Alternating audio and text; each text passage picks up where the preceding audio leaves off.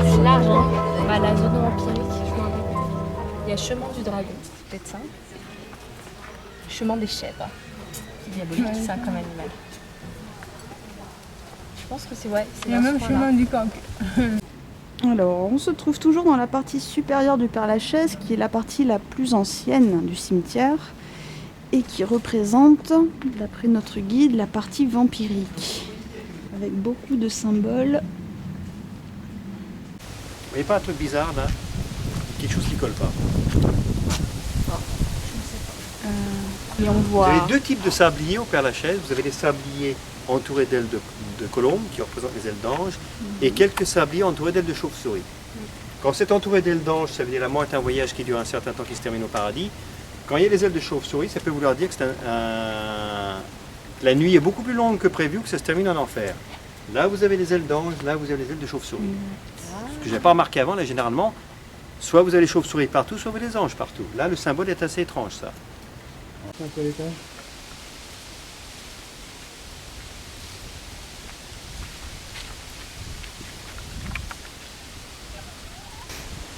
Bah, c'est comme vous avez 13 statues d'anges à qui il manque un bras. Sur 13, il y en a 11 à qui on a coupé le bras droit, le côté de Dieu. On garde toujours le côté, ça c'est sataniste. C'est sinistre, c'est le côté du diable. Pourquoi? Parce qu'il y avait 8% de la population qui était gauchère, l'église est toujours basée sur tout ce qui est hors norme et n'est pas normal.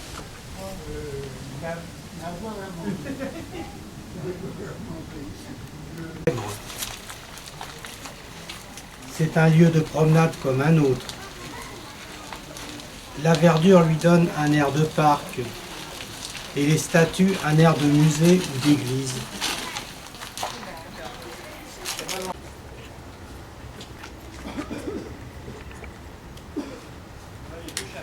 Pour que les morts ne reviennent pas vous piquer votre sang, on s'arrangeait pour le donner un substitut de sang. C'est pour ça qu'on mettait des roses rouges. On partait du fait que la rose rouge goûtait, les pétales de rose étaient gorgés de sang, descendaient jusqu'au mort pour le nourrir. Mais comme on voulait que le mort soit assez heureux là où il est, mais pas assez heureux ou fort pour revenir, on avait choisi des fleurs avec des pétales. C'est-à-dire que si le mort bouge pour sortir, il saisit la rose, il se pique, il perd le sang qu'il vient de gagner. Donc le fait de mettre une rose est un menace en quelque sorte. Ça veut dire je veux que tu sois heureux, mais je veux pas que tu reviennes. Lorsque j'ai commencé à rentrer dans le Père-Lachaise, j'ai vu un énorme chat qui se demandait où il était. J'ai vu une statue d'une femme agenouillée avec des bouquets de roses dans ses mains. Son visage reflétait une certaine sérénité. J'ai également remarqué qu'il y avait des bronzes de femmes dénudées au bas d'une tombe très imposante. J'ai également vu la stèle de Gérard de Nerval qui se dressait dans le soleil ensoleillé.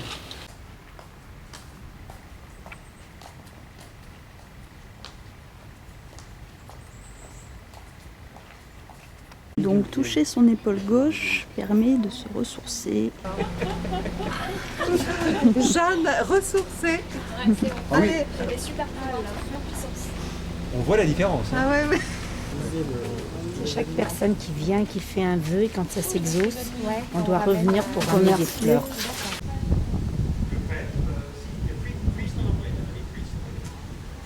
Les psaumes de David sont les seuls textes pré-bibliques qui disent que les vampires ont des dents. Protège-moi des êtres de sang qui viennent chaque soir chercher la nourriture, ils errent de par la ville, ils ne sont jamais rassasiés, de leur bouche ils font jaillir la mort, ils ont des glaives sur les dents. C'est hyper graphique comme description, c'est pas pourquoi. C'est le seul texte qui dit que les vampires ont des dents. Il y en a 3 des familles David qui sont là. Mais alors, qui sont les vampires? Est-ce que ce sont des anciens mortels qui ont... Il faudrait qu'on revienne, si vous avez le l'origine. temps de boire un verre, je vous ferai un truc là-dessus, mais il faudrait, Ouais. c'est tout à... Les vampires, c'est tout le monde. Il n'y a qu'une forme de revenant dès les Romains. Tous les revenants sont des vampires. Tous les revenants ont besoin de sang. Donc en gros, par extension, ce n'est pas une catégorie d'aristocrates des revenants, il n'y a qu'un type de revenant, qui s'appelait le cadaver sanguisugus, le cadavre sanglant, c'est tout. C'est la légende de la Dame Blanche du Père Lachaise. Vous savez que chaque cimetière ou même chaque autoroute a son histoire de Dame Blanche. Sur les autoroutes, généralement, c'est une jeune femme qui a été écrasée Exact. et qui vient prévenir les automobilistes que l'endroit est dangereux. Ou elle vient se venger et provoquer des accidents. Au cimetière, il y a deux femmes qui se battent pour avoir cet honneur. C'est la comtesse d'Emidoff et la comtesse dos Santos. Chacune ou les deux auraient laissé dans leur testament toute leur fortune à un homme qui accepterait d'être enterré vivant 1 an avec elle, enfermé. 3 hommes auraient accepté, 3 hommes seraient devenus fous. En gros, on peut les nourrir, hein, mais on ne peut pas qu'ils sortent quand même. C'est pas, voilà. Alors, pour décourager les candidats, ils ont muré l'entrée, ce qui laisserait supposer que c'est vrai.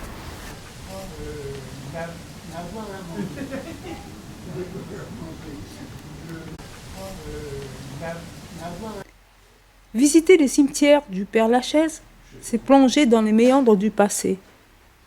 C'est parcourir en quelques heures des vestiges dignes d'intérêt. De prime abord, on y voit des cryptes, des tombes, des tombeaux, des épitaphes et des stèles. Là sont enterrés des écrivains. De Gérard de Nerval à Alfred de Musset, la palette est large. Et ce n'est certainement pas le cimetière du Père Lachaise qui prête à l'ennui. On peut, au cimetière du Père Lachaise, voir des hommes qui ont marqué l'histoire, des célébrités. Bref, le cimetière du Père Lachaise regorge de richesses, tant paléographiques qu'historiques.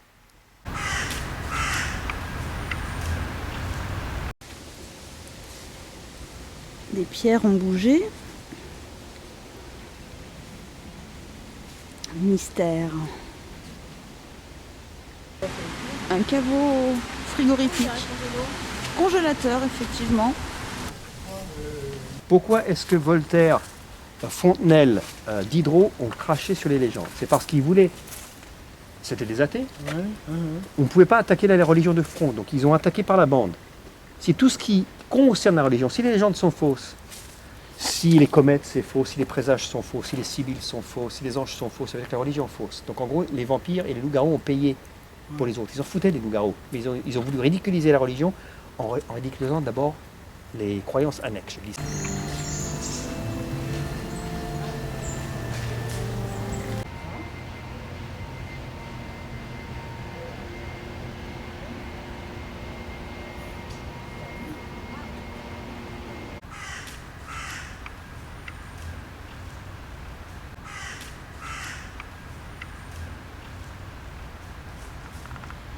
Un arbre sur une tombe, ça symbolise l'éternité, ça symbolise aussi des amours,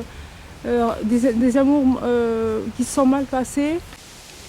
La légende voudrait que sur les tombes où les arbres poussent ou s'enracinent, ce serait le symbole d'une vie de magicien. Parce que les druides et les mages étaient très près de la nature.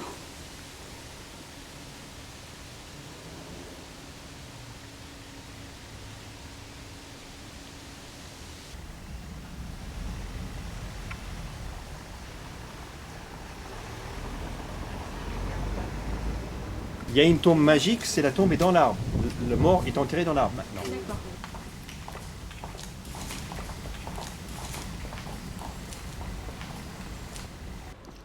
Parmi toutes les tombes, celle d'un enfant. Des jouets sont répartis dessus, mais des visiteurs s'autorisent parfois à les déplacer. Il est important de les remettre sur toute la surface.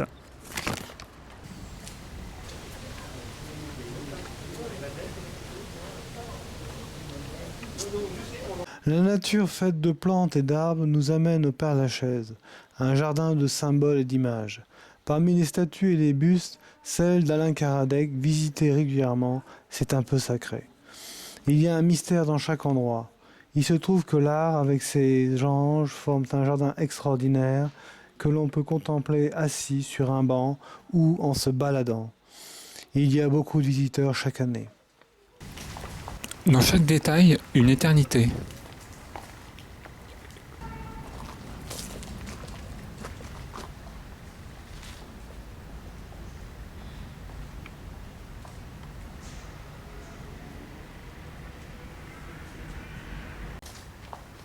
Certains essayent d'en sortir et d'autres ont l'air de vouloir y entrer.